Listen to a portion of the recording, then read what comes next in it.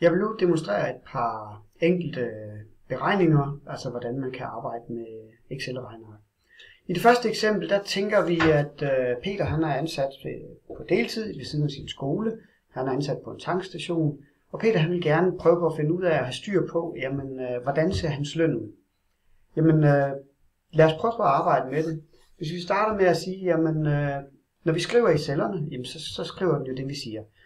Så jeg starter med at give den titel, Peters løn på en tankstation.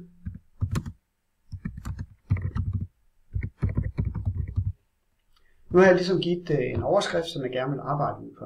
Det I kan se, det er, at som udgangspunkt, så teksten den fylder mere end cellen. Hvis jeg gerne vil have til at stå på en pæn måde, således at teksten altid kan stå inde i cellen, jamen så kan jeg vælge flere forskellige modeller. Jeg kan vælge at sætte markøren heroppe i højre side, så den ligesom viser 2 pile. Så kan jeg med venstre musetast holde nede, og så kan jeg flytte cellen frem og tilbage. Så bliver den automatisk udvidet, så den passer. Jeg kan også vælge at sige, jamen Excel har jo nogle automatiske funktioner, så hvis jeg ved, at den tekst, jeg skriver, at den skal være der, og det er der, så kan jeg bare, når den står over i højre side, hvor den viser 2 pile, så kan jeg dobbeltklikke med venstre musetast. Så vil cellen automatisk udvide sig således, at den kan være og rumme hele den del. Nu vil jeg gerne have, at Peters løn på tankstationen står som en overskrift. Det vil sige, at jeg vælger allerede her og siger, at jeg vil gerne have, at skriften bliver en lille smule større ved Peter. Jeg vælger en skriftstørrelse 12. Jeg vil også gerne have, at den bliver fed, for at fortælle, at det er en overskrift. Nu kan jeg se, at nu bliver den igen for stor til at være i cellen. Så går jeg automatisk ind og dobbeltklikker igen. Så vil vi gå i gang med nogle af de der grundforudsætninger, som man kan rette i. Det, der er godt ved Excel, det er, hvis vi laver nogle grundting, som man kan rette i, og laver nogle beregninger, som beregner ud for de grunde, så er det kun grunddelen, vi skal rette i, hver gang vi skal lave noget nyt. Så det vi kan sige, det er, jamen hvis vi nu går ind og kigger på, hvor lang tid arbejder Peter her, vi går ind og kigger på antal arbejdstimer. Igen en overskrift, som rummer den del. Går jeg ned og siger, jamen Peter arbejder dels noget om aftenen og dels noget om dagen. Og aftenen, der er der et aftentillæg på, så der er sådan forskellige ting, jeg er nødt til at lave, for at få tingene til at fungere. Jeg går ind og siger, så skriver vi dag, og så skriver vi aften. Så går vi ind, her har vi allerede nu lavet og sagt, jamen det er nogle af de ting, jeg gerne vil vide lidt om. Jeg vil egentlig også gerne vide, hvad er Peters lønsats, fordi ellers så kan jeg ikke beregne tingene. Så derefter så laver jeg det, der hedder en lønsats. Det er den timeløn, som Peter får. Han har det, der hedder en grundsats eller en daggrundsats. Så jeg vil kalde det en dagsats. I parentes kan vi kalde det en grundsats, så får den begge dele. Peters grundløn, den er 90 kroner. Det vil jeg så sætte herud. Som I kan se allerede nu, så viser den sig sådan en det, som ingen decimaler, ingenting. Jeg vil gerne have, når jeg arbejder med lønninger og des lignende, at de så også arbejder i en valuta. Det vil sige, at jeg går herop, og så går jeg op og trykker på pilen, vælger det, der hedder danske kroner. Automatisk så har den nu sat kroner i. Den har også sat 2 decimaler. Det vil sige, nu ved jeg, at det, jeg arbejder med her, det er kroner. Vi har også, når Peter arbejder om aftenen, så får han det, der hedder et aftentillæg. Så den sætter vi på her som næste. Peters aftentillæg, det er 15 kroner. Jeg skriver 15 kroner på. Igen kan I se, at den går ind og laver det. Jeg formaterer den om. Nu kan jeg bare trykke med det samme, fordi den ved godt, det er kroner. Det er den sidste valutafunktion, jeg har brugt. Nu har jeg lavet nogle grundting, som vi kan arbejde med. Jeg går op og finder ud af, hvor mange timer har Peter arbejdet i denne her måned. Jamen, han har arbejdet 5 timer om dagen, og han har arbejdet 4 timer om aftenen. Og det Peter gerne vil vide nu, det er, jamen, hvad er hans løn? Jeg kunne bare begynde at lave det som lommeregner, eller begynde at regne det på en bestemt måde, men så får jeg ikke brugt funktionerne på Excel. Det jeg gerne vil nu, det er, at hvis jeg går op og retter på timerne, enten om dagen eller om aftenen, eller hvis jeg retter på dagsatsen, så laver den automatisk en ny beregning. Så det jeg går ned og laver her, det er, at jeg går ned under her, og så laver jeg det, der hedder lønberegning. Således at det jeg nu viser, det er, jamen nu kan jeg gå i gang med at finde ud af, hvad er det, at Peters løn er. Jeg vil starte med at sige det, der hedder grundløn. Og derefter så vil jeg have det, der hedder aftenløn. Nu har jeg allerede nu sagt, at det er 2 forskellige formler, jeg vil arbejde med.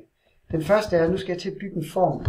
For at Excel ved, at jeg laver en formel, så er jeg nødt til at lave det, der hedder et lighedstegn. Så jeg trykker på det, der hedder lige med.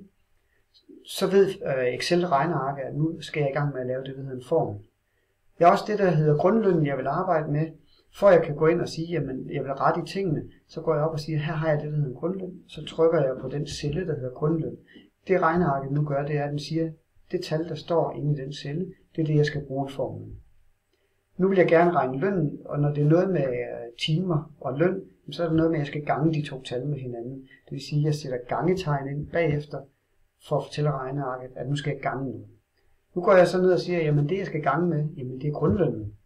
Og den er på 90 kroner i timen, og det vil sige, at hvis jeg trykker på cellen her, B8, som indeholder 90 kroner, så ved den godt, at hver gang jeg retter noget i den celle, så er det den skal beregne ud fra.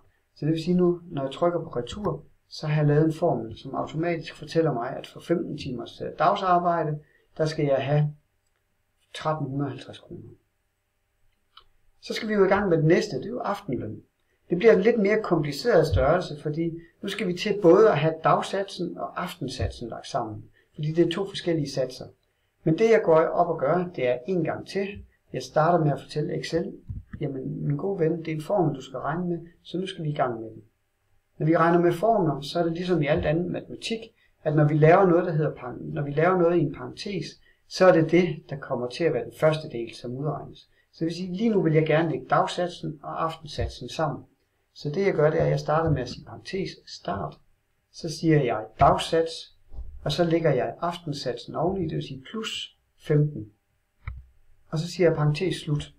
Nu har jeg fortalt regnearket, at det du skal gøre lige nu, det er, du skal som det allerførste, du arbejder med, lægge de 2 tal sammen. Derefter, så skal jeg gange de 2 tal, det vil sige, at jeg trykker på gangetegnet, med de timer, jeg arbejder om aftenen. Når jeg har gjort det, så har jeg fortalt regnearket, at når jeg lægger 15 og 90 kroner sammen, så skal jeg bagefter gange med 4. Så får jeg, hvor stor min løn er om aftenen. Den er 420 kroner. Vi prøver lige som tjek. 90 plus 15, det er 105 kroner. Gange med 4, det er 420. Lige nu ved den ikke, at jeg gerne vil have det som en formel, der hedder kroner, så derfor går jeg lige op og trykker igen. Nu har jeg faktisk fået lavet min første beregning, så kan jeg gå ned her og sige min samlede løn.